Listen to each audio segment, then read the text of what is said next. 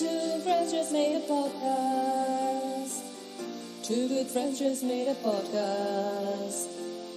Two friends just made a podcast. It's called Culture Bucket. Two friends just made a podcast. Two good friends just made a podcast. Two friends just made a podcast. Culture Bucket, Georgia and Alex. Hello everyone and welcome to the University's Greatest Podcast, the Culture Bucket Podcast. Thank you. Welcome to the Culture Bucket Podcast, the University's Greatest Podcast. This is episode number 106. We'll be doing our usual culture catch-up today, discussing all the pop culture that Alex and I have been engaging in, because this is the podcast where two very great friends talk all things popular culture forever. Ever? Yeah. I'm George, your host, and your other host is Alex, who's with me as well. Hi, Alex. Hi, George. Hi, everyone. Hi. Hi. How are you? Good. I'm very good. I liked your introduction. Thank you. It's slightly different today. I lost my mind in the middle My of it. mojo. Yeah. I'm good. It's fine, though. Yes. How you doing? I'm very, very good. I've been on holiday for a week and I'm very relaxed, which might be why I lost my mind a moment ago. But it's fine. It's been I a like your lovely week. hair. Have you given it a trim? Yes, I had a haircut Looks a week wonderful. ago. Thank you. Yeah, and your beard as well. You're looking very handsome today, George. Oh, thank you. That's very kind of you to say. Yeah. Mm. Yeah, I told the man, because it was fairly long before. Yeah. And I told the barber I wanted a number 2 on the sides and back. Yeah. Just reasonable, I think. I don't know what. And that's what I normally get. And his eyes went all wide, and he got the size, the number 2 trimmer out and showed me it on the razor and was like, "Are you sure this is what you want?" And he made me really panic about it. And then it is what I normally cut it down to. But do you not go always to the same person to cut your hair? Yeah. But I go so rarely that they don't remember me, I don't think. Oh, that's such a simple way to ask. Oh, can I have a 2 and a 1? Like, I have to show pictures of every single angle. Well, it's taken me years. It's taken me years to get, because I'd normally go in and be like, I just cut it so it's not as long as it is now, and then they'd be like, well, what, like a number 4? And I'd be like, okay. And then eventually I've worked out now that I like a number 2, but I get it cut so infrequently, maybe twice a year, that every time I go, I have to really consider what the number is, because I'm sure I've got it wrong. Because number 2 always. Well, yeah, maybe I should. And then when his eyes went wide and he started looking all terrified, I think it freaks me out. But no, it's fine. It's a good haircut, I think. It's all right. No, it looks very nice. Yeah. Thank you. Yeah. Your hair looks good. Have you cut your hair? Yeah. I thought you had. Yeah, because I don't go very frequently because I tend to like show a picture and go, this is kind of what I want. And then in Italy, it seems like I've never had this experience anywhere. In England and in Japan, people have always cut my hair like the picture I showed them. But in Italy, I show them a picture. It's like, well, that looks nice, but I think you should try something different. And then I never come out with the haircut I want. So I found a new hairdresser. Oh, wow. And are they willing to do what you want rather than what they want? Yeah. Oh, they are good. from Japan. Okay. So I showed them a picture like I used to do in Japan because I didn't speak Japanese and at the beginning. And so I showed them a picture and they cut my hair. Like Very the nice. picture. Wonderful. I know. It's that simple. Do you not just go in and say, give me the Rachel? Give me the Rachel. I want the Rachel, please. Well, when I was 14, I did go to a hairdresser and asked for I showed them a picture of Rachel Green and I kind of wanted a haircut. And you showed them a picture. Did they go, oh, I've never seen this before. This is new for me. I'll give it a go. The guy gave me a mullet. So if you see pictures of me when I'm 14 years old, I've got a mullet. He did the total opposite. And it was devastating. I'm sorry. Yeah, so I've never trusted a hairdresser again after that. So I'm very cautious. Understand? Yeah, that's fair. Yeah. Well, I like a mullet, but I guess They're Not when back. you're 14. They're back. Yeah, they are back. And They it's are back. scary. I think it's great. Well, enough with the hair talk. Yeah. Yeah. Let's talk about popular culture. It's culture catch-up time. This is culture catch-up time. This is where we talk about what we've watched, what we've read, what we've listened to, and probably some other stuff. Culture catch-up time. It's time for you to tell me what you have done Not much. this week. Good. Moving on. Not much. So I watched a Japanese series on Netflix called Sanctuary, which is weird because I think there's a film that's come out called Sanctuary. I mean, probably it's what the Hunchback of Notre Dame used to yell. Sanctuary. Right. There's a film of 2022 film called Sanctuary, and but this is not the 2022 film. This is the Netflix drama called Sanctuary. Listeners don't know, but George knows. I love sumo.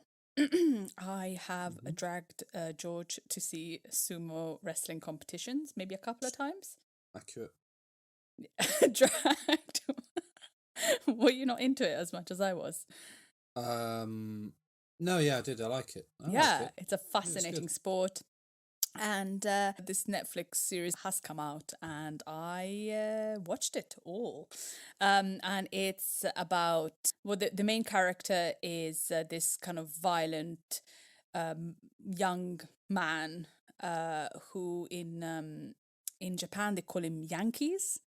Yeah. So in Japan, if you have like a kid that's got like crazy hair and is a bit violent and smokes cigarettes and dresses a little bit like maybe a cartoon character, he's called a Yankee, and he's kind of a Yankee and used to be a judo wrestler.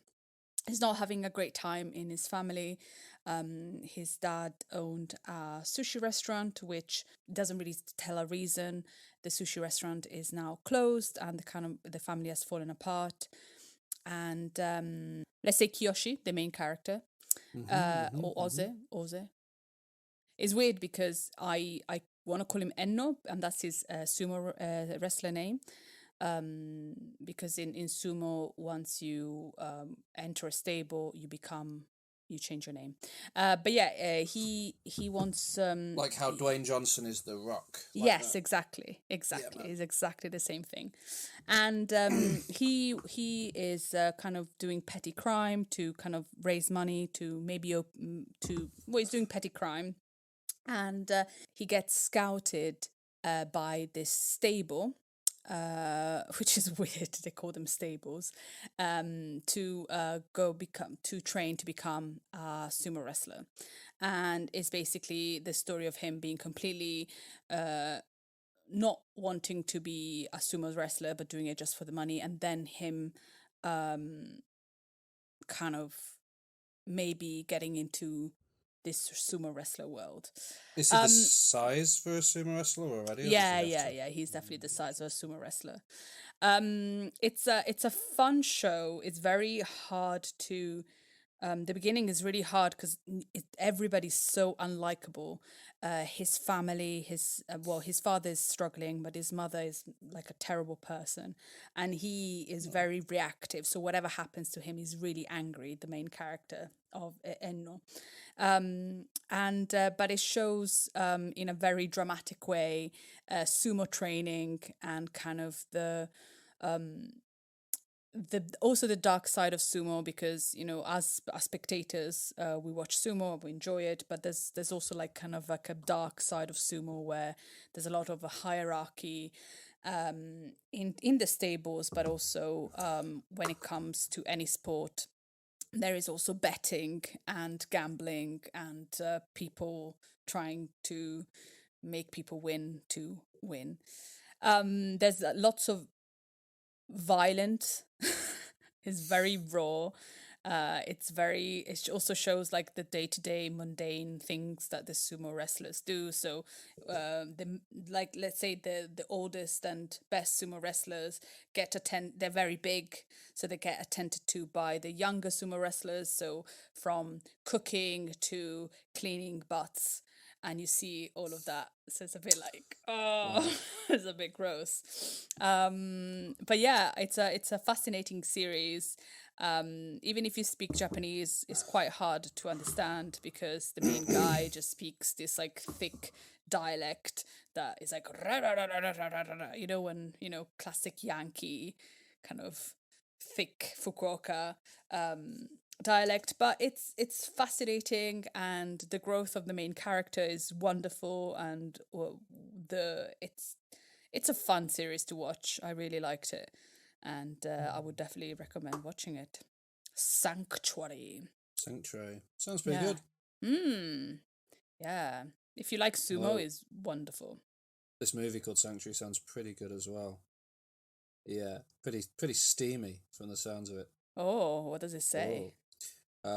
In the wake of inheriting his father's hotel chain, Hal tries to end his long and secret relationship with Rebecca, a dominatrix. A battle of wills ensues over the course of one fortnight, with Rebecca and Hal struggling to keep the upper hand. And it's Christopher Abbott, who I like, and Margaret Qualley, who is good as well. But neither of us have seen it. No. It just has the same name as the TV series you watched. But now I want to watch it. Anyway, Sanctuary on Netflix sounds good, and it looks like the episodes are only like half an hour long. Oh no, not all of them, actually. Not all of them. Oh no, they're like 50 minutes long. Oh, yeah. Episode 7 is an hour and... Oh, that's weird. I just looked at the last episode, which is half an hour. Yeah, so it was really crazy because it's quite intense. It's kind of like there's some real intensity in some episodes. There's something that happens to Enno that is shocking in one episode, and you literally have like... I couldn't breathe for a little bit. It's quite raw, and the last episode just like flies by because only 30 minutes. But it's good. Interesting. Yeah, it does sound good. I like the sound of it. Did you like watching sumo? Yeah, I did. Yeah, as much as I enjoyed any sport. Yeah, but it was fun. Yeah, it was fun. It was a fun day out. I liked it. Yeah. We also went to see like the high school sumo as well. Yeah, we did. Yeah, that was weird. Yeah, it was. Because I think my school was like had a sumo stable. It was like a real specialism in sumo. The school I worked at. I think I saw the sumo kids from. I remember seeing them there. Madness. Then I watched another series that I've talked about it before on the show, but this is the last season of this series, and still on Netflix. The last season of Working Mums, season 7 is on. It's I'm sad that I'm not gonna spend time with these mums anymore, but Working Mums is a series created by Catherine Reitman, also starring her, about mums that have just become mums or been mums for a long time, who work and struggle and drink a lot and spend time together. And it sounds really like limited. Just limited. It's a wonderful series. I really, really enjoyed it. And this one, the season 7, is a little bit unhinged. I think they try to leave with a bang. And so there are moments, they're like real cringe moments, real funny moments. You kind of find out a little bit about the character's past and why maybe they're like that. There's been some evolution of characters. And I don't know how many seasons you watched. Okay. Because I think you watched... I told you to watch an episode. The last one I remember is a season that ends with her touring around an energy drink making company's office or something, and her son gets lost there. Maybe I'm going mad. I think it was maybe season 4 or 5. Okay. Yeah, I watched a fair amount of it. I really like it. It's good. Yeah, and I'm glad they've gone a little bit rogue in season 7, a little bit more caricaturish, just kind of say goodbye with a bang, and it's been good. It's been a good ride. I think season 4. I think I started season 5 maybe, but the last ring I really remember is the season 4 ends with one of them moving away to Canada? Or no, they already live in Canada, aren't they? Yes. But moving to the other side of Canada. The other side of Canada. Yeah. And then, and now, well, yeah, lots of stuff has happened since then. I bet. Yeah. 3 seasons worth of stuff, I imagine. Yes. And the last season is every episode is only like 20 minutes. So they're like little snapshots. It just goes very quickly. Yeah, I'll catch up with it eventually. I liked it. It's good. People should definitely watch it. I agree with you. It's a good show. Yeah. A really good show. And then I read a book. I read a book called Empireland, How Imperialism Has Shaped Modern Britain by Sathnam Sanghera. I hope I pronounce his name right. And it's a book that kind of writes about the journey through Britain's imperial past, how it is also shaping Britain today, and has shaped British society, and how people think, and the politics behind it. It's a straight history book. It's very interesting. It's very scholarly, and it has lots of source material. The bibliography at the end is massive. And he kind of explores how also, even though there's been an interest in understanding what the empire has done and how the empire is affecting us, we don't really know a lot about it. And I didn't know about it. I was so ignorant before reading this book about so many things. And I think it should be read, or not necessarily just this book, but just kind of like realizing why things are the way they are now, and how we are benefiting Europe in general. I'm talking about empire now, but how Europe has benefited from colonialism, some more than others. And so it's a fascinating book, and sometimes I feel ashamed that I don't know a lot of stuff, but I was never taught. So yeah, I think you probably know a lot more than a lot of people do. I wouldn't worry about it. I've been listening to the podcast If Books Could Kill. Oh yeah, quite a lot, and like it's amazing how like you can have a book with all the bibliography, with somebody that has done his study to write a book, and then there are all these books that haven't done studies to write the book, and they're the bestsellers. They're the ones that like sell the most. And then you have this journalist, Sathnam Sanghera, who has written this book, which is incredible and very well researched, and it's kind of like it should be read, has to be read, rather than Men Are From Mars and Women Are From Venus. I listened to that episode. Oh yeah. Oh my god. I thought I knew what that book was about, but I didn't. No, you didn't. Nobody knows. Because it's one of those books that nobody's actually read it. Yeah, because you know the title, Men Are From Mars and Women Are From Venus, and you think, oh, I guess it's women and men are different, and that's what you think the book is about, but it's just a book blaming women for being nags. Going back to Empireland, is the chapters are very well structured, and it kind of goes chapter by chapter, a different kind of way that colonialism has affected us and how it has affected the world. There's a chapter about British museums, and it's something that I never thought about. When you go to a museum and you have all these artifacts and they've been donated, yeah? And for some reason I never thought about donated by who? Who were what is ancient Tibetan artifacts donated by? And it's just like they were donated by people that looted.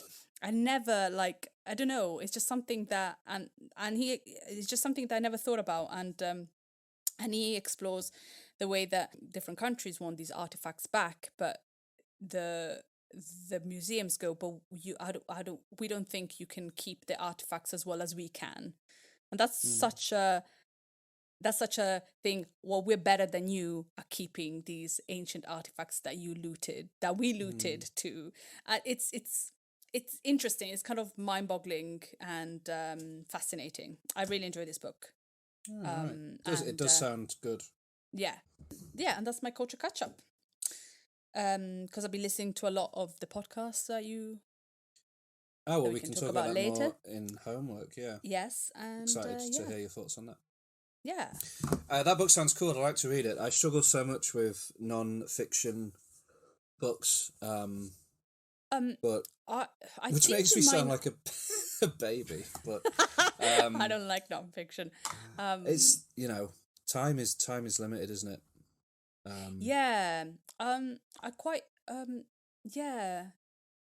I've got this need to know everything. I think the political climate at the moment is so messed up around the world, and I've got this thing that I want to know everything so I can just like back it up. So I'm just trying to read as much as possible about kind of like different things because because if books could kill makes you nervous of picking up the wrong book and it just ends up being a total waste of your time. 100%. You want a book that is balanced, right? That leaves you to make your, which sounds like what Empireland is. And I just was looking up and found a broadly positive review of it in the Telegraph, which if you read it and enjoyed it and the Telegraph read it and found merit in it, it must be a balanced, tells the facts and lets people make their mind up kind of thing without... It's very factual. So you decide if you think that England made money out of slavery. You decide. But if you go around London and you see all these beautiful buildings, who paid for them? Follow the money. That's what I Follow the money. There's one thing, though, that I really like. There's one chapter that's called We Are Here Because You Were There. And I think that I think that is, especially now that in Europe we're having this our politicians are having this toxic conversation about migration. I think this is an important sentence. We're here because you were there. Just that and shut up. Because it's becoming really toxic. Yeah. Good. Would you like me to talk about what I've been doing? Yes, please. Cool. It's going to be more light and fluffy than mine. Fluffy. Yes, broadly. I'm just going to talk about four movies that I've watched. Okay. Cinema releases, new films. Get ready. Yeah. Number 1. Yes. The Boogeyman. Oh, boogie. Have you heard of the Boogeyman? I like to boogie. No, not that kind of boogie. Not boogie woogie. You're not called the Boogeyman then? Yeah, the Boogeyman is a thing, right? But this is the Boogeyman. Ah, does he dance into your dreams? No, it's spelled Boogey. Boogie. I don't know. It's based on a Stephen King short story from the 70s. So, an old 1973 short story. So an old short story by Stephen King. I've just looked up the plot of the short story because I haven't read it, and it only bears a passing resemblance to the film that's been made. But this movie has been directed by Rob Savage, a British film director who has made 2 other movies that I really enjoyed. He made the found footage COVID pandemic set horror film Host about a seance being done over Zoom, which is a really effective, hour-long, terrifying horror movie. And he made a movie called Dashcam, which I've talked before about on the podcast, but I absolutely love Dashcam. Very sort of Marmite movie, following a quite unpleasant person around via the dashboard camera of the car they're driving. Anyway, Boogeyman is his first time working in the Hollywood studio system, making a not a found footage movie this time, just a straightforward studio horror movie. And if you've ever heard of or seen an American horror film where a nice middle-class family gets menaced in their home by some kind of an unpleasant entity, then you've seen the Boogeyman. Okay. Yeah. Not much else to say about it. I was excited to see it because I really like Rob Savage. His other 2 movies are interesting and original and unique. And I enjoyed the Boogeyman well enough, but it feels very like he's been really watered down by working with the studios and doesn't really have much unique to say about it. It has a very brief Easter egg type reference to his first movie, Host, which was cool. It features, so, broadly, you've got Dr. whatever his name is, what's he called? Will Harper, played by Chris Messina. He's a guy, his wife died, very sad. He's raising two daughters, one's a teenager, one's younger than that, like 7 years old. And he's a psychiatrist, and someone comes to him one day and says, "Oh my God, all my kids were murdered by some kind of a demon. It was awful. Everyone thinks I did it." And then he goes and hangs himself in this guy's house. Not good. Now the entity that did the killing of those children has attached itself to this family and starts to menace Sadie and Sawyer, his two daughters. Sadie, the older one, played by Sophie Thatcher, who is very good in Yellow Jackets and was in the Book of Boba Fett last year. And she's I like Sophie Thatcher. She's good, and she's good as the lead in this movie. And it does all of, it's got a few pretty good jump scares. I read an interview of the director a few weeks ago where they said that when they did test screenings, the bit where the monster is kind of unveiled for the first time caused such reactions from the audience that people missed important dialogue immediately afterwards, so they had to build in like a 40-second buffer between the reveal and the dialogue. Okay. And I was looking out for that moment. You never really there's no reveal of the monster. You never see it. Okay. And when you do, the very close to the end of the movie, when you properly see it, it's nothing to write home about. So I really wanted to like it, and I was really excited to see it, and it ended up just being a bit of nothing. What a disappointment. So that's the Boogeyman. I wouldn't necessarily recommend when it hits streaming, and if it'll pop up on Netflix or something. If you're really bored, give it a watch, but no one's gonna remember it in a year. On the other hand, people will remember this, but not necessarily for good reasons, but because of the inevitable sequels it's getting. The film Fast 10. Oh. Yes, the 10th Fast and Furious movie, or 11th if you count the spin-off Hobbs and Shaw. Exciting. So this is the continuing saga of Vin Diesel's Dominic Toretto and his family of car thieves / international spies. What's your relationship with the Fast and Furious movies? I have no relationship at all. Like, Good. I know there are cars in it, and I know Vin Diesel is in them. Vin Diesel is in them. And then the guy that Paul Walker R.I.P. was in them. Yeah. But then I don't know anything about them. So I've never seen any. I really, there's some of them are amazing and some of them are not so good. They're worth watching. Dumb, fun nonsense.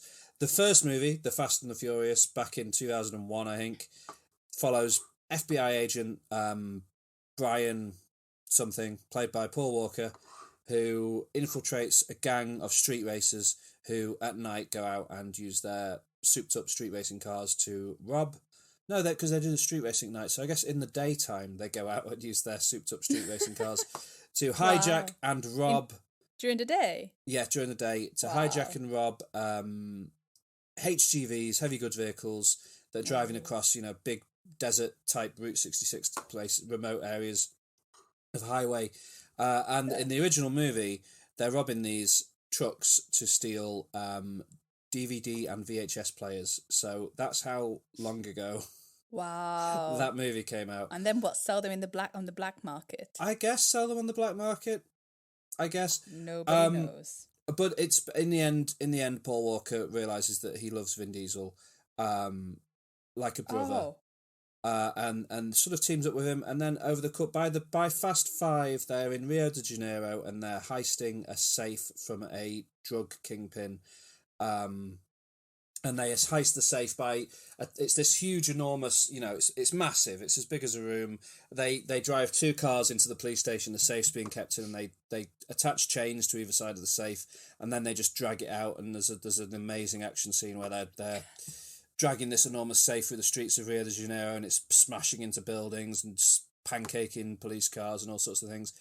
And that is the highlight of the series. Fast 5 is the best one. After Fast 5, they're like, we've got to keep increasing it. So Kurt Russell turns up playing basically a CIA agent and recruits them. Kurt Russell recruits them to be spies and international. Now it turns into Mission Impossible with cars at that point. And they're driving cars out of skyscrapers in Dubai to smash into other skyscrapers in Dubai. They're sending cars into space. They're driving tanks. They're stealing nuclear submarines. Helen Mirren turns up. Jason Statham turns up. What? Charlize Theron turns up. It's madness. Sheer crazy madness. Then very tragically, Paul Walker dies.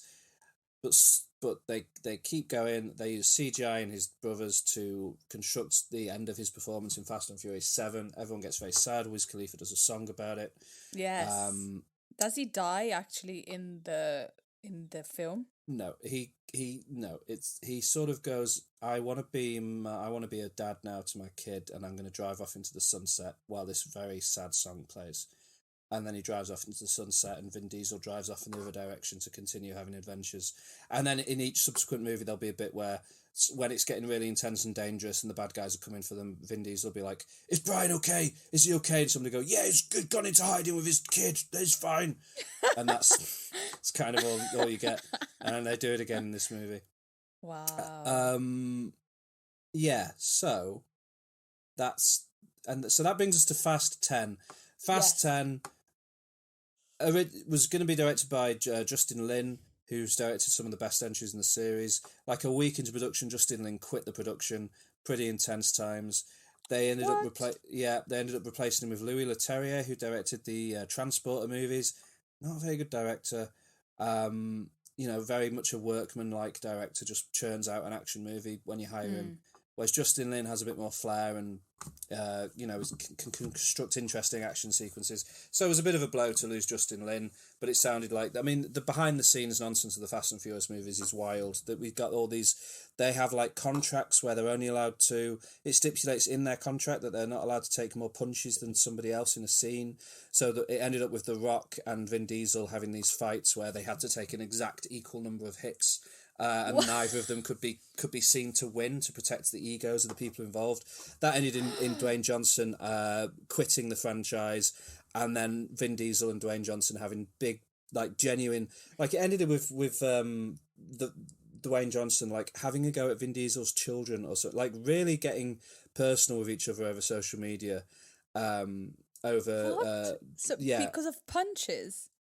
Well, because of egos, I think Dwayne Johnson called Vin Diesel a candy ass at some point. Vin Diesel fired back with some bizarre nonsense. That is weird. Like, these are big men. Yeah, and then they say the women are emotional. And women are petty. Like, look at these two big dudes, like going, you can't punch me more than I can punch you. Yeah, what? yeah. And Jason, there's a scene as well where Jason Statham and The Rock have a fight in one of them, and they fall through glass the same exact number of times and stuff like that. It's very stupid. Anyway. But who's the main, like, who's the person that, does it say who's the one that decided this? Is it like Jason Statham or I think it'll have been Vin Diesel, and then I think Vin Diesel and Dwayne Johnson both have astonishingly Vin Diesel is like huge Dwayne egos. Johnson. Are they pretty much the same kind of type of human? A little bit, but Dwayne Johnson is definitely a bigger man than Vin Diesel. But Vin Diesel doesn't like that, so they have to have this like equal. How weird! It's How very weird. silly. Yeah. Because before all of that, in Fast and Furious 5, the first one that Dwayne Johnson is in, Vin Diesel and Dwayne Johnson have a fight that is so well done. Anyway, doesn't matter. Okay.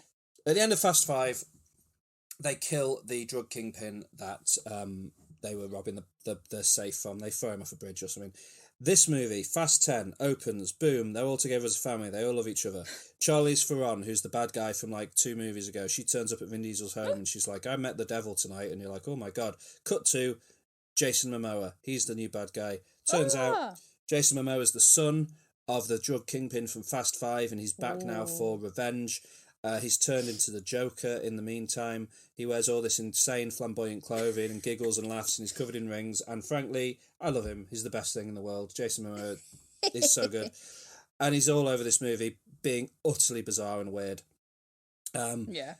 To the point where it's not had very good reviews, this one, and there's been reports that Vin Diesel is furious with Jason Momoa because he thinks his overacting has resulted in these bad reviews. No, if you read the bad reviews, most of them are like, Jason Momoa is pretty great in it, but the movie... and who knows how true that is. But anyway, Jason Momoa is going after them. There's a sequence in Rome where Jason Momoa has... There's this enormous bomb that's in a huge sphere. We're talking 15 feet high, big ball, and it's just storming through the streets of Rome, smashing through buses and buildings and all sorts of things. It's a bomb. It ends up blowing up the Vatican. The Vatican. St. Paul. St. Paul's. Is it St. Paul's? Yeah. Almost blows up St. Paul's, but instead blows up just a huge chunk of Rome. Just destroys it. Absolutely savages it. Vin Diesel and his mates get blamed. Michelle Rodriguez gets taken off to a CIA black site where she spends the rest of the film. Vin Diesel runs off on his own and ends up with Brie Larson. Brie Larson turns up in this one. Brie Larson's in this movie playing Kurt Russell's daughter. The rest of the Ludacris and what's his name, Tyrese Gibson and Sung Kang. Sung Kang plays a character called Han Solo, but Seoul spelt Seoul as in that because he's Korean, so Seoul like the city in Korea. Han Solo. Oh my. Oh, yeah. Who died in the third movie, but was then they wanted to bring him back. So then officially the fourth, fifth, and sixth movies all take place before the third movie, which doesn't work. So eventually they were just like, actually, you know what? He survived the assassination attempt. What? Yeah, madness. Anyway, they're all off in London trying to find a way to deal with it all. Meanwhile, Jason Momoa is running around. John Cena is in this. Spends the whole movie driving across America with Vin Diesel's son, the character's son. It's got so much going on. It's mad. It's absolute madness. I don't know how I've been talking about it for so long. I'm sorry. I don't know. The ultimate upshot of it all is that the next film is supposed to be the final ever one. This one they want to be like the big setup for the huge showdown that's coming. So it ends with this ridiculous cliffhanger. They're trying to do this like Avengers Infinity War thing, but it's just stupid. It's so stupid the way this movie finishes. It's got this real... It's like in The Dark Knight when the Joker's like, oh, you survived that, Batman. Well, I bet you didn't realise I had another plan for you straight away. Jason Momoa was doing that throughout the whole movie, just constantly being like, oh, you thought you beat me, but actually I knew you were going to do that. Oh, my God. Now I've got... Look at these bombs. You didn't know these bombs were here, did you? Sounds absolute madness. Amazing. It's kind of... I wish it was amazing, but I think because of the direction from Louis Leterrier, the whole thing feels really flat and lifeless, and it's a real disappointment. And it's kind of all right. It's watchable, but it's 2 hours and 20 minutes long, and it's not entertaining for that period of time. And it's most notable for a couple of wild cameos at the end that I won't spoil here for anyone. Anyway, nonsense. Load of nonsense. Real disappointment, but never mind. Anyway, up next, Beau is afraid. Yes. Beau is afraid. Yes. Ari Aster. He's afraid of... It turns out Beau is afraid of everything. Oh, there's nothing that Beau is not afraid of. This is Ari Aster's third movie. Ari Aster being the director of Hereditary, masterpiece, Midsommar, masterpiece. Mm-hmm. He's done the thing a lot of directors do when they make a couple of masterpieces in a row, and just made whatever he wants to make next. He obviously got basically not a blank check, but he got complete creative freedom from A24 to make whatever film he wanted. He got a Oscar winner to come along for the ride in Joaquin Phoenix to play the titular Beau. Beau is a man who lives in a world not entirely unlike ours, but also completely unlike ours, because when viewed through the lens of Beau's eyes, the world seems like a truly scary and terrifying place where even crossing the road outside your apartment to go to the shop could result in a naked man attempting to stab you repeatedly. It is. It's a very scary place. It is. Beau quite simply wants to go and visit his mum. Yes. And at the start of the movie, he's talking to his therapist about how he's going to do this. And he's just going to get a plane and he's going to go and visit his mother. And the therapist is like, "You sure that's a good idea after the last time?" And Beau's like, "Yeah, it's okay. It's been a long time." And the therapist's like, "It's been a couple of months." And that sort of leads us into the world of Beau, who's just Afraid. filled with anxiety and terror at all times. What then proceeds to happen is one of the strangest films I've ever seen. It's 3 hours long. Wow. And as I think Ari Aster said this in an interview before it came out, it turns the simple act of going home to visit his mum into a Lord of the Rings-esque epic journey where he must overcome a wide variety of different challenges. Every single conceivable thing that could go wrong does go wrong. It starts with him, first of all, having no sleep. I'll spoil a couple of things that happen very early on in the movie. Feel free to skip ahead a few minutes if you don't want to spoil them. But I want to watch it too. Well, this is like the first few minutes, just to set up the plot. He wants to go and visit his mum. He's got a flight the next day, but he doesn't get any sleep because his neighbour is playing music unpleasantly loud, but then also seems to keep slipping a note under Beau's door saying, "Please, can you turn the music down?" Which Beau isn't playing any music. Leading to a lot of confusion. Then the next morning, he's overslept, he's rushing out the door.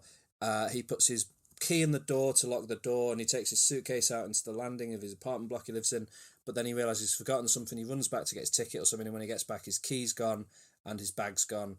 And what do you do in that situation? He can't lock his apartment anymore. He's not got his bag.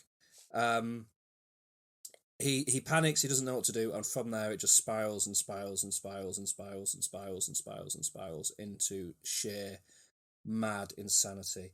A very controversial, not controversial movie, but like a polarizing film. Some people absolutely hate this movie. Some people really love it. It's not the kind of it's not the uncontested triumph that like Hereditary was. But I think that Ari Aster probably would have expected that. I think he's aware enough of his own work to realise that he was making something that wasn't going to be for everyone. But I enjoyed it. I liked feeling uncomfortable and unnerved throughout. I liked not at any point knowing what was going to happen next. And that even though it's 3 hours long, it does move with a pace. It does continually, because it's a journey, he is constantly moving to new locations and new environments, and strange, odd things are constantly happening. And Joaquin Phoenix is fully engaged in the role. Like, he gives a really good performance. It's not a film. So, Hereditary, Toni Collette helps to make that movie what it is. Yeah. Midsummer, Florence Pugh helps to make that movie what it is. Like, he's very good at casting, at least in one key role, someone absolutely amazing who turns in an incredible performance. And Joaquin Phoenix, fully capable of doing that in this movie. Amy Ryan turns up for a while. She's really good. Nathan Lane is really good in this film. Richard Kind in a very small role, but he's very good. Stephen McKinley Henderson, who you might know from Dune, plays his therapist. He in Dune he plays the human computer character that is sort of gives statistics to the Duke Leto. It's weird. It's hard to say much more without spoiling it, but it is a very fascinatingly odd movie. It seems to want you to be unhappy with it when you're watching it. It has so many upsettingly tense and anxious sequences, as well as something. There's one scene in the middle where he ends up observing a theatre production in the woods, and then you see a lot of this production, and it's kind of this amazing, trippy, like the bits in the trailer you might have seen where like it gets a bit animated and stuff like that. They all come from this one sequence, and it's pretty stellar stuff. It also has, it does have a handful of very silly. There's some elements of it that almost push over into being a bit too silly and irritating for its own good. But again, I feel like that's by design.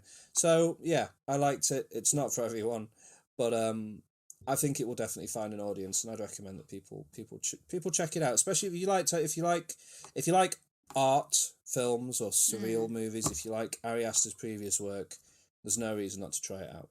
Some people have called it a career-ending movie. I don't think that that's true at all. What? I think that enough people will enjoy it. Yeah, this movie has. There are some people that have been very thoroughly rubbed the wrong way by this film, in a really serious manner. But no, I thought it was good. But is there a reason why? I think because it actively works to alienate its own audience. Like, it tries to upset the people watching it. Is it because that maybe all of us have felt in that kind of way somehow, and we don't want to recognize it? There's possibly that angle to it, but then there is also the angle of, like, you know, I laughed at the movie, but it's definitely, I feel like his talent doesn't necessarily lie in comedy. Some of the comedy in this movie is a bit infantile. And not necessarily what you expect from someone that made such mature work as, like, Hereditary or something. Yeah. Like Okay.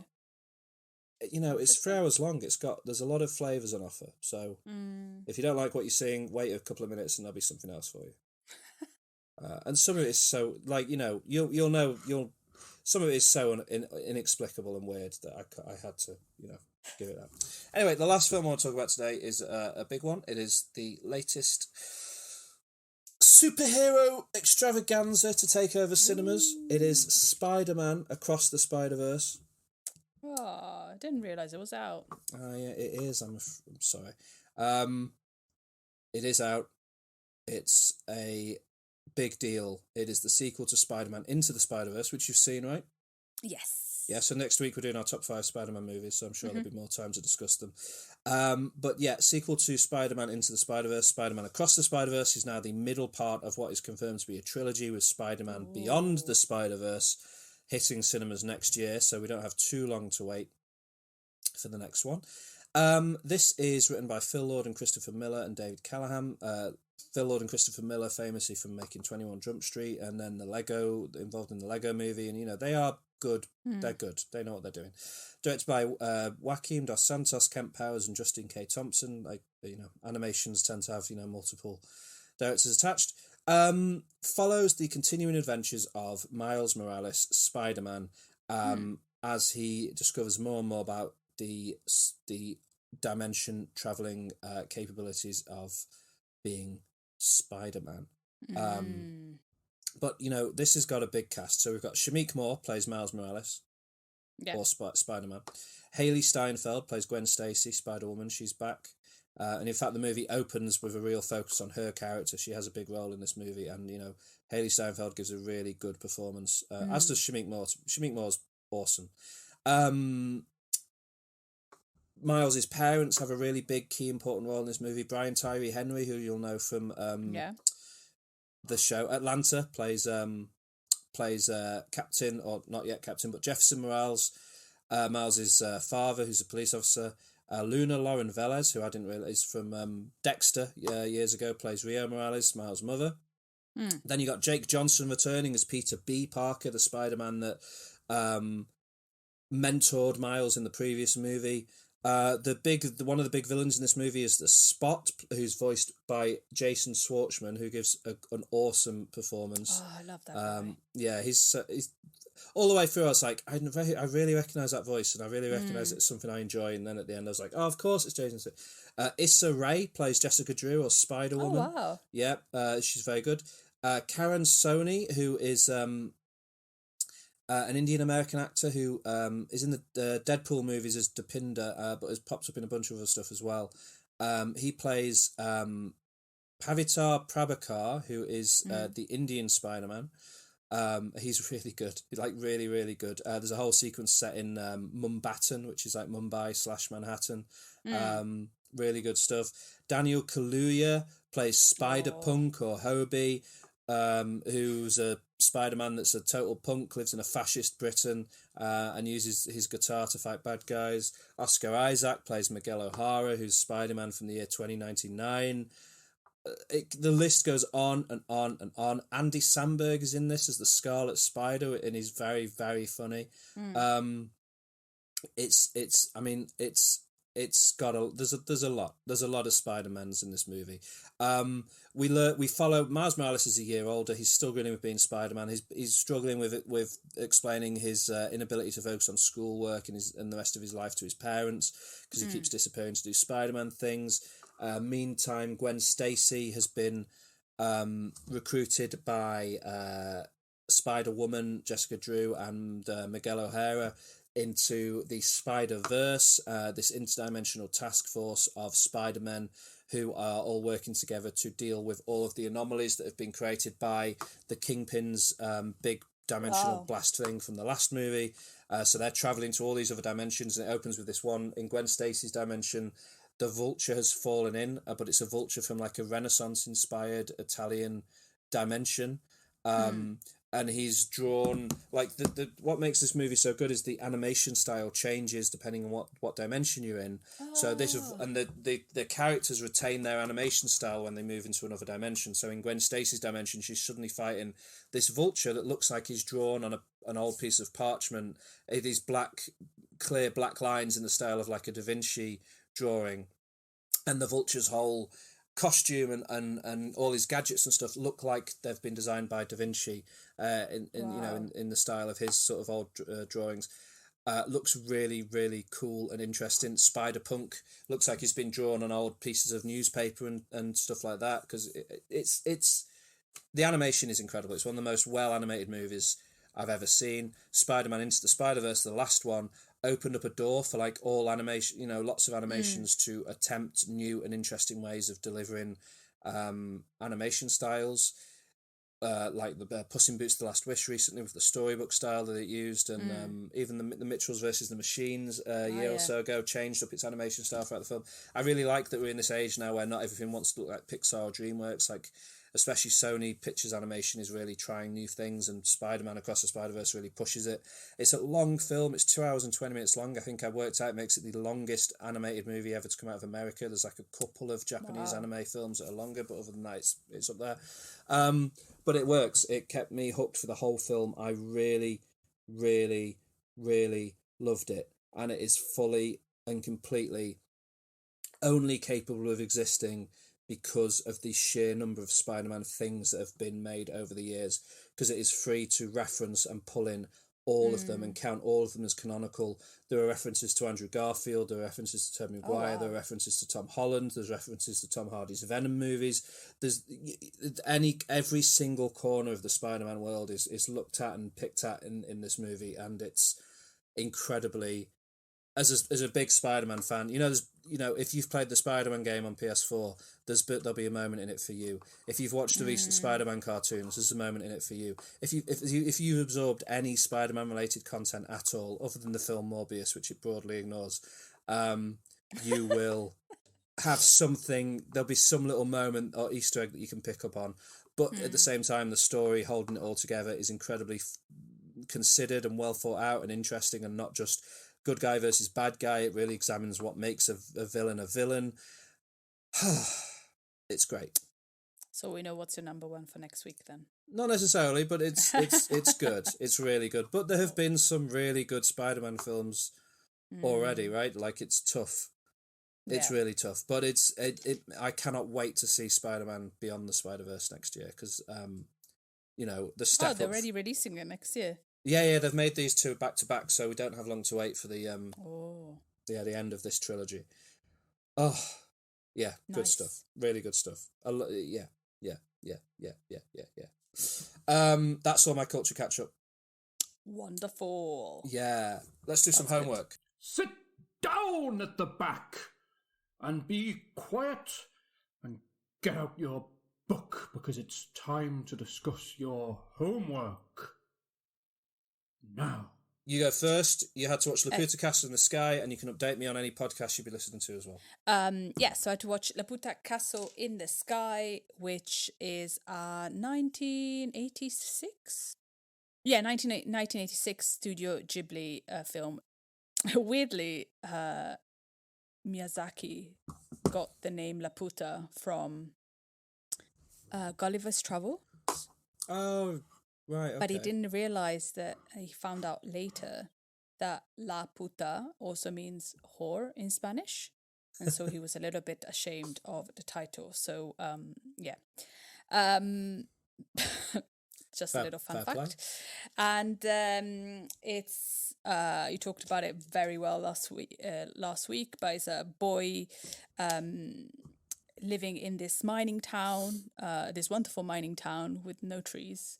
One day sees this girl floating down from the sky, and this girl Sheeta is being chased by pirates, which you think they're the bad guys. But then then we find out later that she's getting chased by the army and the government and secret agents and everybody, and they start this adventure escaping people, not the pirates though, because then they become good people, to find this island, this floating island where Sheeta comes from, an island where there's no more civilization anymore. I don't know why I've never watched it. I guess it looks it's very old school. It's 1986, and it just reminded me of the cartoons I used to watch when I was a kid. Maybe that's why I skipped it. And the animation is wonderful. I quite like we were talking about the steampunk kind of thing. They have the pirates are they've got these incredible costumes, and it's very beautiful to look at. And when at the beginning, in the scenes where they are escaping the pirates, and they're just on this train track with all these buildings in rocks. It's just wonderful. It's just a wonderful world, and it's and it kind of is a bit is opposed to La Puta, which is like beautiful and green and wonderful. It's kind of like the opposite. It's that's really beautiful. The story is wonderful.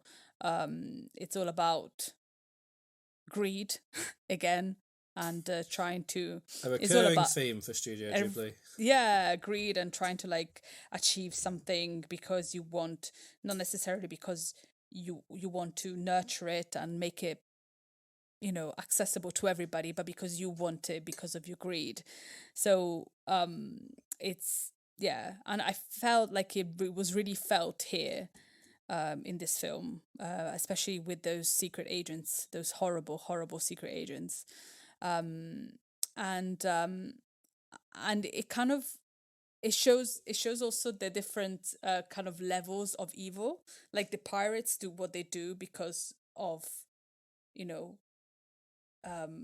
they're not evil, but they do it because it's kind of what they need to do to like survive, whilst like the secret agents are like horrible beings. I really liked the scene where the big robot, I think he feels Sheeta coming, and he is destroyed under in a basement, and he's a robot, but inside is alive, so it looks like plants when he's trying to reconnect. And I think it was because it could just be a robot, but it's not a real robot. His outside is got like it's a robot, but inside is organic, and I really like that. It's wonderful. I really enjoyed it. I really liked it. I think it's a very deep, again, wonderful film. Good. I'm glad you watched it finally then and enjoyed it. Yeah. I would have been surprised if you had not enjoyed it. Well, yeah. There's one Studio Ghibli that I really enjoy, which I should watch, is Ponyo. I need to watch it again. I didn't like it. Interesting. Yeah, I haven't seen it, but I watched the trailer for it this morning, coincidentally. I thought it looked good. Yeah, maybe I need to watch it again. Yeah, it might be good. But yeah, no, I really liked La Puta, and it kind of took me back to kind of the animation of when I was a kid. So I really like that. That's what I like so much about it, is because it's an older one. I think the animation's got a real simple, elegant quality to it. Yeah. Good choice. Thank you. What about a podcast update? Podcast update. So I've been listening more to If Books Could Kill. I listened to Men Are From Mars, Women Are From Venus. Fascinating. So amazing that this title has been in my life pretty much since I've started thinking, and I didn't know that what that book was about. And then I listened to the love languages, the five love languages. Bizarre, because if you're in TikTok, there's lots of like videos going, oh, my love language is this. And I was like, when did this love language start? And apparently it's been around for a very long time. I didn't know about it. And it's just complete and utter claptrap. It's absolute. And I didn't realize there was. And again, like Women Are From Mars, Men Are From Mars, Women Are From Venus. Again, it's got this undercurrent of like, women be dumb. Yeah. Don't nag your husband. It's like, why are these men writing these books? And then what? And the love languages, I was like, why are you limiting yourself to one love language first of all? And then what the hell is that? And I didn't realize. I think it's more an American thing. I think these books are very kind of, I don't know, because didn't you know about love languages before you listened to the podcast? Only as much as I've seen that phrase on social media of people. But like I've seen the memeified version where it's like, my love language is throwing eggs at a duck. I don't know, like some absurd statement. That's the point at which it's intersected with my area of the internet, if that makes sense. Yeah. Then I just don't get it. But then I listened to the game. I've read the game. Why? I don't know now. I read it when I was about 19. I must have been about 19. And I remember reading it and being like, I read it on the recommendation of a friend who I had a lot of respect for. Okay. Do I know that friend? No. Okay. But I remember reading it and sort of being like, this is a horrible way to look at women and people and to view the world. Yes. Bad book, I reckon, the game. Yes. Yeah, and that's it. I think I listened to the one in Freakonomics as well, which I found scary. Freakonomics is something that it's kind of like affecting actually, like a book that affects actual society. Yeah, well, but then Men Are From Mars and Women Are From Venus, I think, affected how women are, because like, oh, you're a nag. It's like, okay, fine, can I ask you to do something? Like, it's just like, no, you're nagging me. What's the thing? Because it's if you say can you they'll be like, yeah, I can, but I'm not going to. You have to say, would you good lord, grow up. I really enjoyed Hillbilly Elegy is an interesting one. Okay. Because it's the origin story of like an actual American politician who's quite popular now, or big. Rich Dad, Poor Dad is quite a good one. Yeah. And then about ones that have actually affected the world, Nudge, the two-parter on the book Nudge, is fascinating, because that influenced government policy in countries all over the world, and it's a load of bollocks. But it's scary, isn't it? It's scary that we have these books out and we have like this like crap out, and it actually affects how we live. And I just didn't get that. Like the first one I listened to, I was like, and then the more I listened to them, the more like, oh God, this is terrifying. Like terrifying. But yeah, definitely a podcast to listen to. It's, and sometimes they're really funny as well. They've got a really nice, like real good connection. And so they're both like the guy. What are they called? Michael. So Michael Hobbs is very like, he's very intense and passionate, and he gets quite loud and worked up. Yeah. And then Peter Shamshiri is very dry, like really, really, really dry and sarcastic, and they blend together really, really well. One of them reminds me of you. Like sometimes I go over the top, and you go okay, and then change. It's like, oh shit, that's what I do. Yeah, fair enough. See, should, but okay. Move on. Moving along. Shut up, Alex. Don't forget about Maintenance Phase, Michael Hobbs' other podcast. Is okay. You should, if you're enjoying If Books Could Kill, you should go to Maintenance Phase as well. And then, like, surprise of surprise, I started listening to Worlds Beyond Number.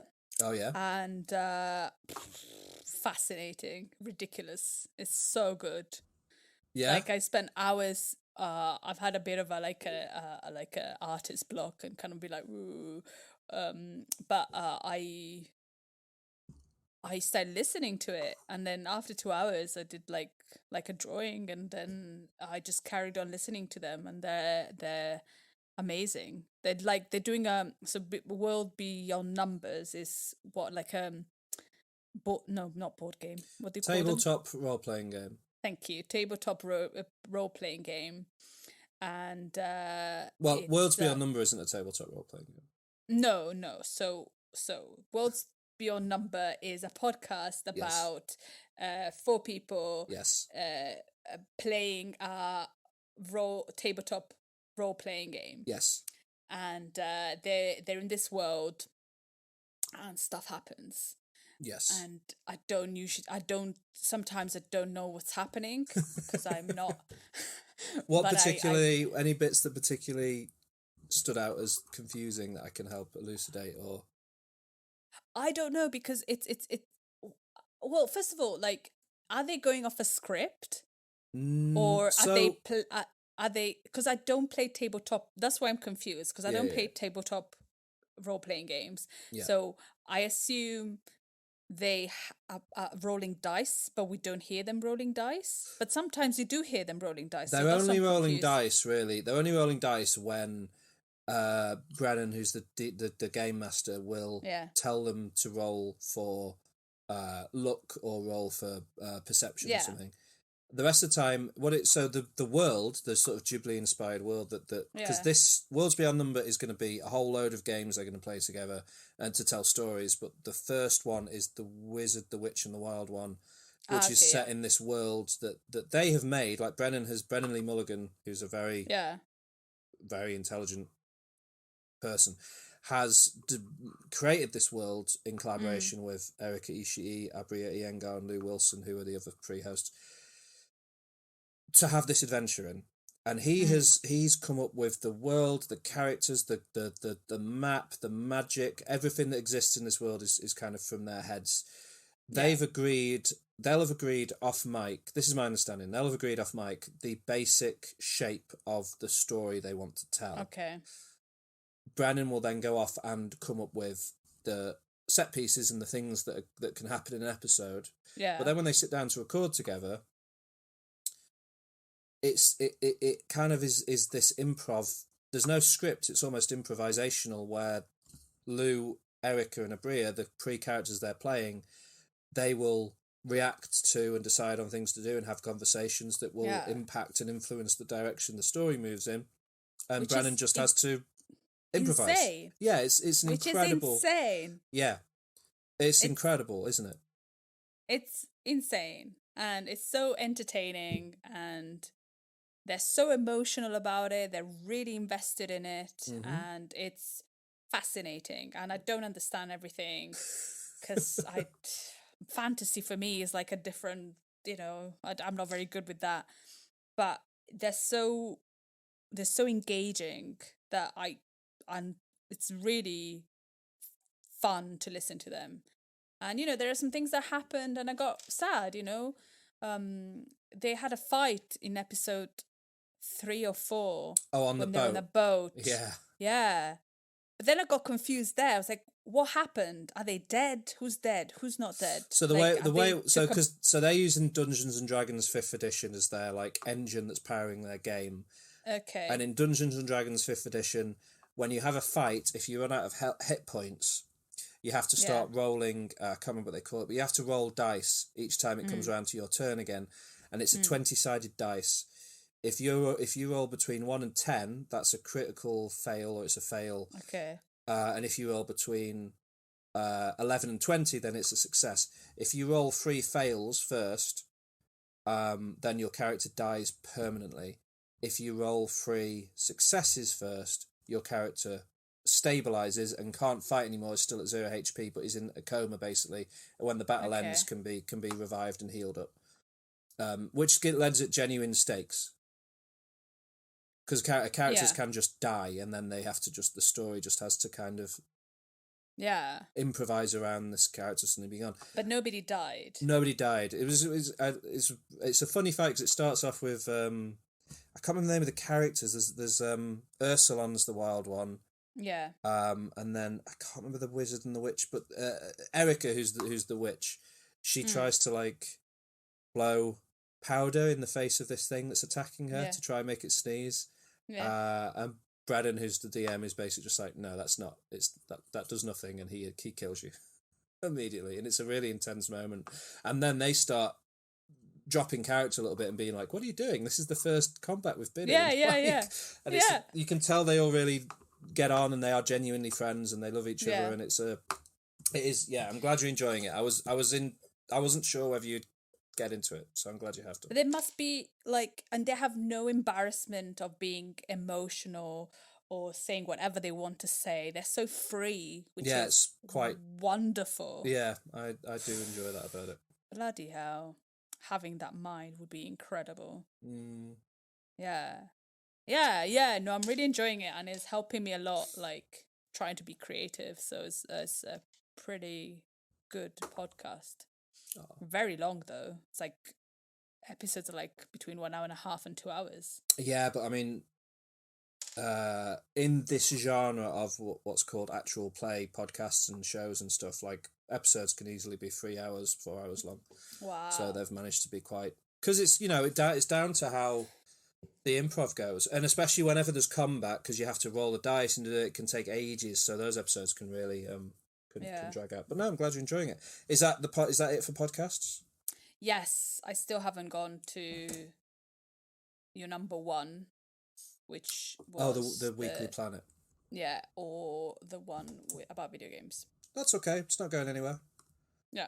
Although I'm really excited. Yeah. The Weekly Planet this week are going to be reviewing Spider-Man. I can't wait to hear what they thought of it. It just hasn't gone up. Oh. Anyway, a bit of MyTube before we finish. What's about your homework? Oh, sorry, my homework. I forgot we talked so long. My homework was great. I had to watch The Secret World of Arrietty, or simply Arrietty, depending on where you're viewing it. An adaptation of the Borrowers books, which I love, and I think I've read some of the Borrowers books when I was very young, and then they made a film adaptation. Hollywood made a film adaptation in 1997, starring John Goodman and Jim Broadbent and a few other people, which I really, really loved as a child. So I've got a bit of a sort of nostalgic appreciation for these characters. And I kind of assumed that the Ghibli version, Arrietty, would veer away in a big way from the original story. Yeah. But it's actually quite, like, the dad is still called Pod. Like, when they start calling him Pod, I was like, that's really, what's that? And I was like, oh, it's from the Borrowers, of course. He's called Pod in Pod Clock. And anyway. So I was excited to watch it because I like the story. It's a story of a group of little people, borrowers, who live underneath a house in sort of the outer suburbs of Tokyo, and have lived there for a very long time, and they survive by borrowing things like a cube of sugar. If they take a cube of sugar, it can last them like 6 months. So they just take what they need to get by. They're scared of the humans that live in the house, for some good reason and for some bad reason, because some of the humans that live in the house have been waiting a long time to maybe have some interactions with them and want to help them. There's a key location, this little doll's house that the borrowers believe was made as a doll's house for the children to play with. But you find out at a point in the movie it was made for the little people, and they've never realised that it was for them. It's so beautiful, isn't it? Yeah, it is beautiful. So Arrietty's the daughter, Pod, and what's the mum called in Arrietty? Pod and Homily are the parents, and the movie opens with Arrietty is now old enough to go on her first borrowing, where she's going to go with her dad into the house and borrow some stuff, some supplies for them. And this coincides with the arrival at the house of Shaw, who is a young boy who's very sickly. His heart is giving up, and he's gone to this house to recuperate and have some nice, quiet, calm time. The house is lived in by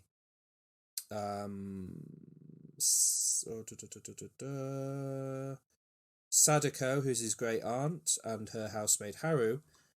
The biggest villain in a Ghibli movie I've ever seen, this woman, Haru. Yeah. I hate She's horrible. her. Oh, awful person. Get out of here, Haru. Yeah. She deserved some more serious comeuppance, I think, than what she gets. Like, if this was a Disney movie, it would end with Haru being trampled to death by a raccoon, or thrown off a balcony, or any number of horrible ways that villains die in Disney movies. But because it's a Ghibli movie, she just sort of gets embarrassed. But it's fine. Yeah. So very quickly, pretty much immediately, Sho sees a little person. Sadako's been waiting her entire life. She's an old woman. Her entire life, she's been like, I think there are little people here. I can't see them though. Sho arrives within 60 seconds. He's seen a little person. He's very good at finding little people. And he attempts to kind of, it's a very gentle movie. There's not that much conflict. It's just sort of watching and experiencing the world of these people as they try to get by, with the conflict coming from Haru's attempts to have them exterminated. But never, what a wench. Yeah, she never, there's no motivation for it. She knows. She sits at the dinner table and watches Sadako discuss how her dad loved the little people and they want the little people to have this house and da-da-da-da-da.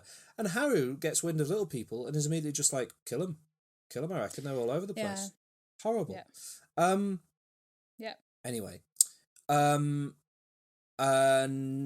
yeah, I guess plot-wise, that's about all there is to say. But as a movie, there's not much plot. The animation, it's a Ghibli film. The animation is absolutely beautiful.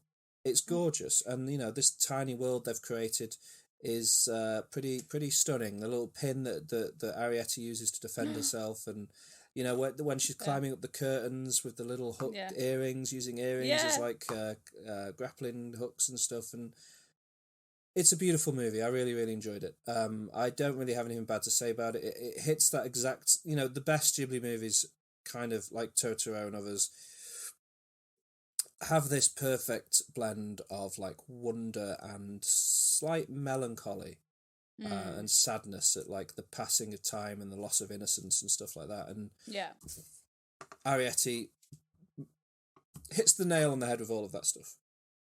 Yeah. And it's great. So I really enjoyed it. I watched the Japanese dub, of course, the original Japanese dubbing. Yes. But was interested to see... What do you think of the music? Oh, the music's gorgeous. It's by the French... Yeah. The music is wonderful. I should have mentioned, actually. I think the music is some of the best I've heard in a Ghibli movie, even though it's not by the long-time Ghibli composer who you all know the name of, because you talked about him last week. Joe Hisaishi. Joe Hisaishi. So not by him, but still beautiful score, really well done. And I was interested to see that this movie's got two English dubs. Do you know about this? No. So there's an American dub that Disney did in 2012, but for some reason Studio Canal did a UK English dub in 2011, and I kind of want to watch it because Ariete in the American version is voiced by Bridget Mendler, who she might be wonderful, but I've not heard of her. In the UK dub, Saoirse Ronan voices Ariete. What? Yeah.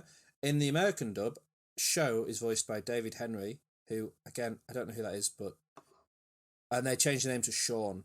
But I think the UK dub keeps all the original names, so still Sho. In the UK dub, Shah is voiced by, in his film debut, Tom Holland.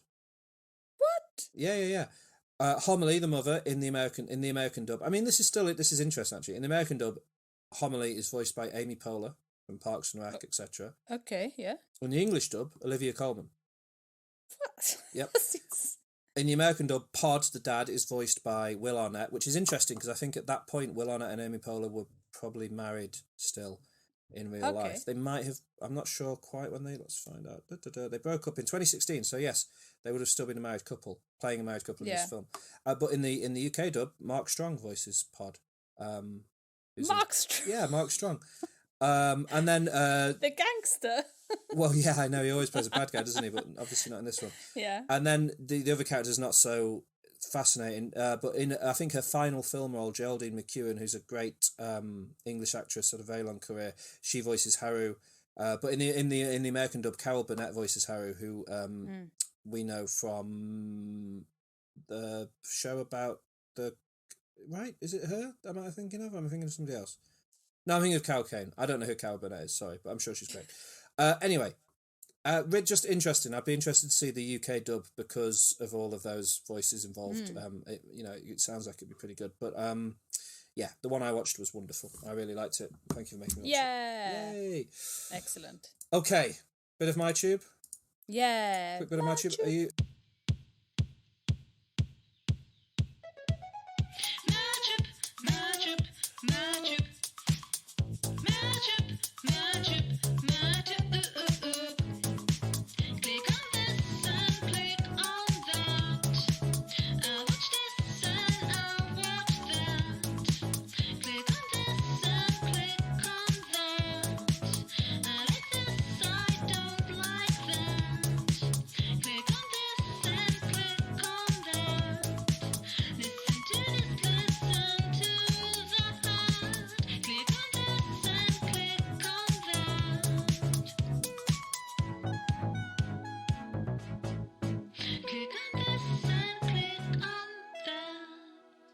You right, I'm going to do it...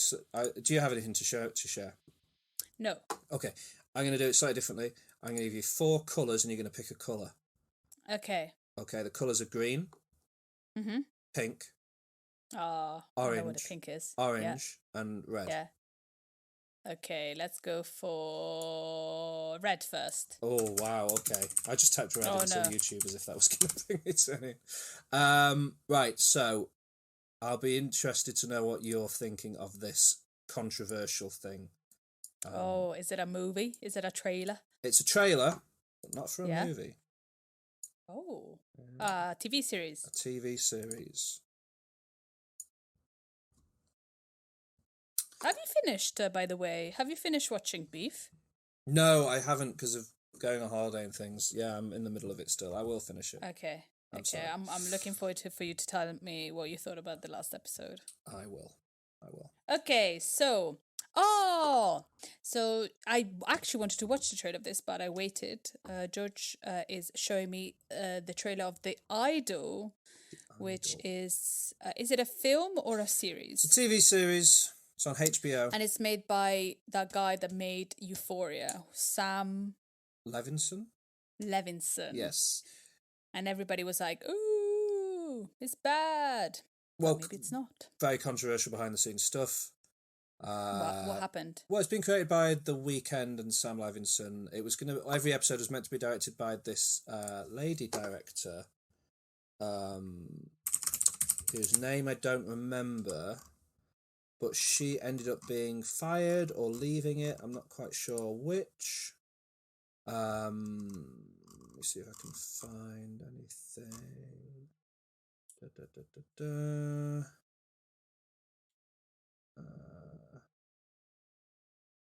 Amy Seimetz was supposed to direct every episode, who's directed stuff like The Killing.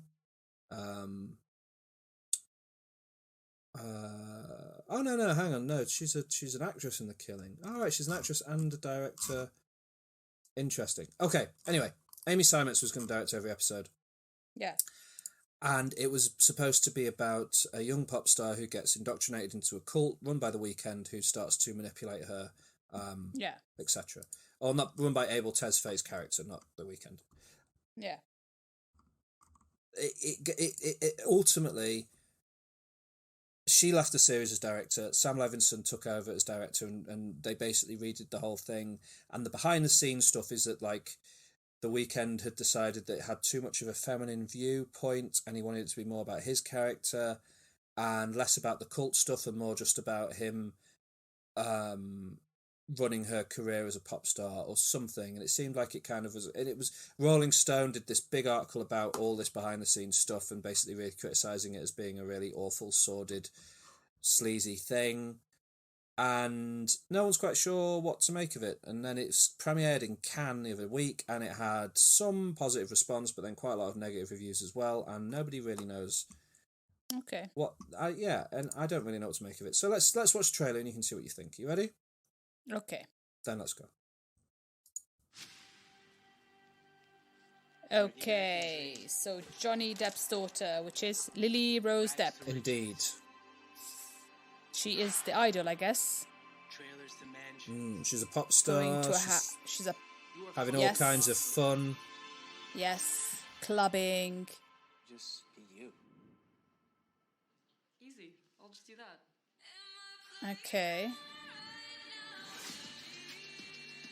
I'm telling you right now, these people in here are gauging whether or not you still got it. Okay, so lots of like makeup, like in Euphoria, and like crazy kind of lots of There's a lot going on. sexualized thing.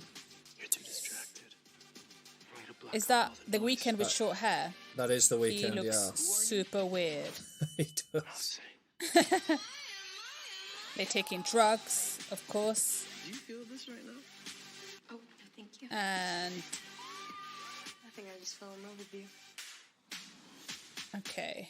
What does that mean? He's taking So it's over? very tragic. There's probably some kind of crime going on. Not a human being. The Weeknd looks pretty different though, doesn't he? Yeah, he There's does. Jenny from Blackpink. Never trust a dude. Oh, really? Is that Oh, wow. Frank Azaria? Yeah, Hank Azaria's in it. Frank Azaria. Yeah, Jenny from Blackpink is in it. Interesting. Uh, What do you reckon? I don't know actually. It looks. I don't know. It looks like. I don't know what to make of that trailer. No. It just looks like this person is a pop star, and then there's gangsters, and there's an evil guy trying to do something with this pop star. Yeah, Lots of drugs, sex, and booze. but for all the talking around it, it looks a bit generic to me. Yeah, exactly. It looks very generic. Mm. Like, I think I'm going to forget about watching the trailer in 3 seconds. Yeah, that's fair. But I guess it'll be out soonish, so maybe I don't know. Have a look. Yeah, maybe we'll have a look at it. We'll see how people react to it. Did you watch any Euphoria? I've watched the first series of Euphoria. Mm. It's good. Yeah, second season is better, I think. Yeah, I'll get to the second season eventually. Eventually, at the end. Would you like to pick another colour? Green. Green. I'm going to leave the best for last. Okay. I disagree about that. But Mutant Mayhem. Is this a new trailer? You showed me one. yes, but this is a proper. That was like a teaser. This is the full Okay. trailer. I'm excited. I am And then so excited for this movie. you posted on Instagram that the music is done by Trent Reznor Trent and Atticus Ross. Reznor Yes. and Atticus Ross. Very excited about So- that. The voice cast is popping. The animation, talking about Spider-Man Across the Spider-Verse earlier, here's another Yeah. byproduct of that. The animation in this Yeah. movie is wild. Let's go. Let's have a look. Let's see what you think. I love how cannot Seth wait. Rogen, though, has been able to kind of detach himself a little bit from his life before. And Do you mean he doesn't have to make movies with James Franco anymore? yeah. Yeah, I agree. It's for the best. It's for everyone. It's the best. It's for definitely for the best. Yeah, but, yeah, you know, yeah. it's good that he did a smooth transition, you know. Yeah, and he seems to just be doing things he wants to do, and I think he's produced Yeah. something special here. Let's see. You ready? Yeah. Okay. Yeah. Okay, we have the 4 Mutant Ninja Turtles. Yep. Oh. And they look. So they're they all jumping look around. different in this. Yes. They don't just have different colours on them. They all look different. It's so. wanted to get pizza and I tried to talk him out of it. Yes. Splinter. We see Splinter there. Splinter. That word that way. I mean, it's 2023. Sorry, Dad. Leonardo being a little baby. Yes. Hey guys, if we weren't monsters that were Aw. sent by society and we could do what They we do wanted, look very different one from another. They're cute. Go to high school. Maybe get a So that- girlfriend. Can you imagine that? Not like Oh. And voiced by actual teenagers, I think. Like they Is sound it? like teenagers. Yeah. Oh. I want to know everything about you. Our dad is definitely not a giant rat. That makes me April feel O'Neil, bad. voiced by Ayo Dabiri from The Bear there. Yes. Nobody's ever seen his face. Why? Because he From kills Permanent everyone he Teenager, does. Seth Rogen. I love that. Just I look at feel it. him. It looks so Yeah, cool. it looks amazing. Can I chin you? We take out Superfly, Yeah. and everyone will think we're cool. They'll accept us. Can I chin you? He's making Aw. it here tonight under the Brooklyn Bridge. And they look young. They look like Yeah. teenagers, which we haven't had that, have we? No, they've always been called Teenage Mutant, but they don't. Yeah, yeah. but they were not teenage. But they didn't look teenagers. Humans are never gonna Oh, he's like got us. glasses. So we gonna let the mutants rule the earth. People, Oh. they got to go. Okay, sort of a twist. We can't stop him. Oh, it looks so beautiful, doesn't it? Yeah, In the yeah. morning, police have August 2nd. You're gonna be here. No, you're not. My son, Michelangelo, you have heart. Donatello, you have wisdom. Raphael, you have bravery. And Leonardo. Who does the voice for Splinter? Jackie Chan. Ah, You got a rage. Yeah, the voice cast is good. yes.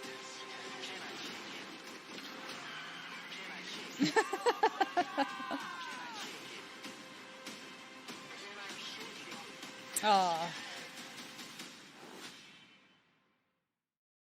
Amazing.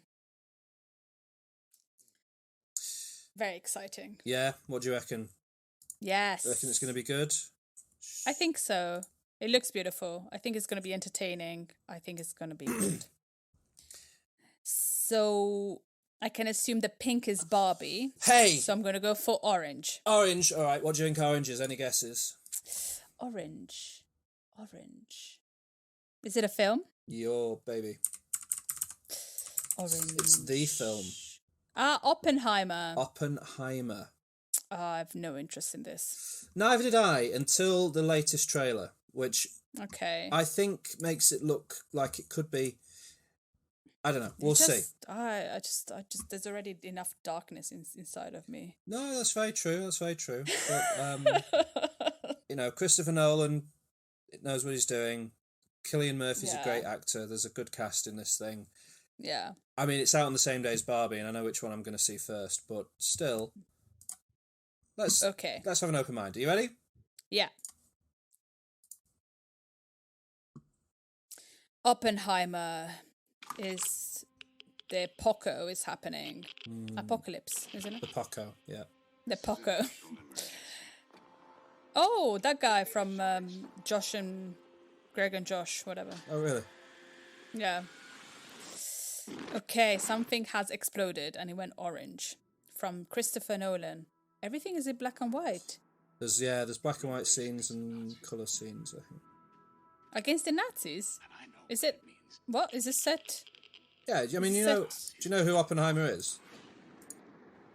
Oh, okay. Sorry. It's all right. I completely like.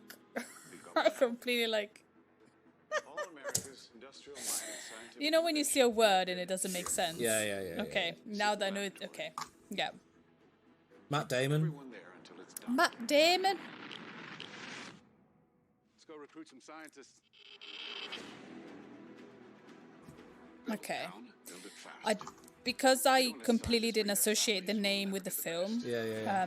I didn't realize it was going to be a period drama. So maybe I'm more interested now. Okay. Oh, Emily Blunt. Mm-hmm. Very nice. How about because this is the most important thing that ever happened in the history of the world? Because you're going to create something horrible. Yep.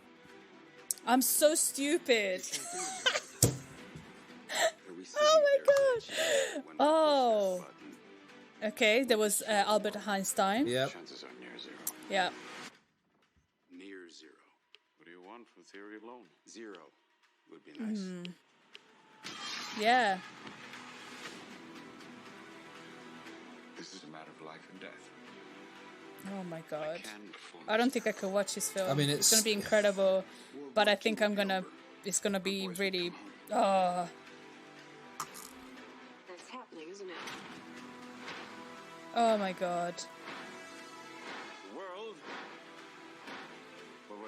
Stay. I hope it's not going to be an American propaganda film about how incredible America is. I don't think how... it will. I can't imagine that that's how Nolan would approach it. Until somebody builds a bigger one. I think that's what the black and white sequences are going to be. The come down afterwards.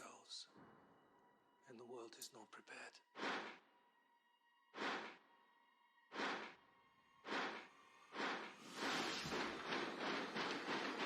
Oh, Florence Pugh. Florence Pugh. Oh, was that? That was Robert Downey Jr. Robert Downey Jr. Truman needs to know what's next. What's next?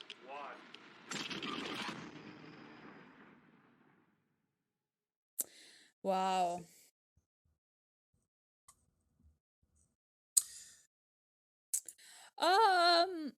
So first of all, I'm like, it's so weird how your brain works. How I just saw Oppenheimer and I knew it was something about doom. And I was like, oh, and I didn't read anything about it. I didn't care about it. And then you're just like, oh yeah, the creator of the atomic bomb. Mm-hmm. I don't know how I feel about it.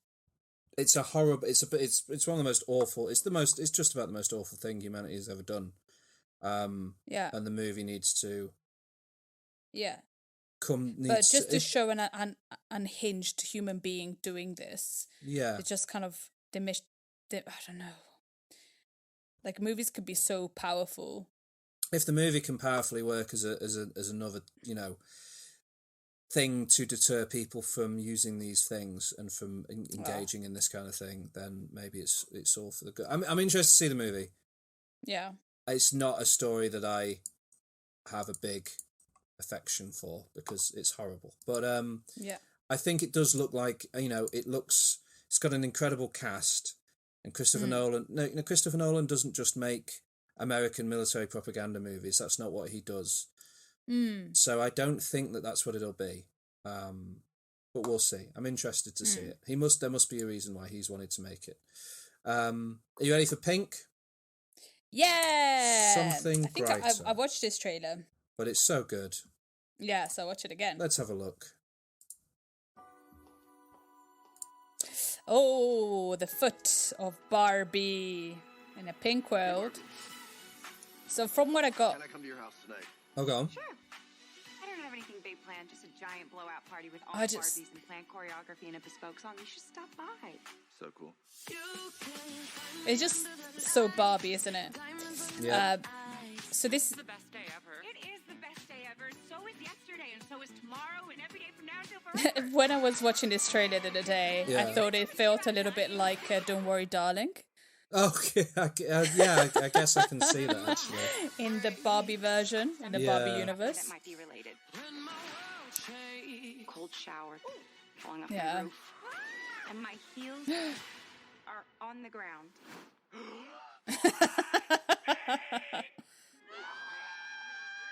Fascinating. So interesting stuff. Yeah. What do I have to do? Yay! Go to the real world. You can go back to your regular life, or you can know the truth. Birkenstocks. I think it's very funny that a Birkenstock represents reality. Yeah, I love Birkenstocks. You have to want to know. Okay, do it again. So it's going to be like an adventure movie. Yep. I'm coming with you. Okay.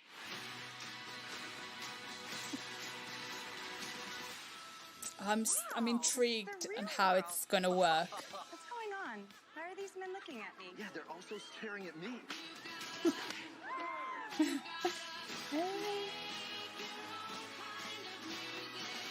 Barbie in the real world. That's America Ferrera. Yeah. Could mean extremely weird things for our world. This would be And Will Ferrell. Good old Will Ferrell. We haven't played with Barbie since we were like 5 years old. Oh, nobody plays with Barbies anymore. No one rests until this doll is back in a box.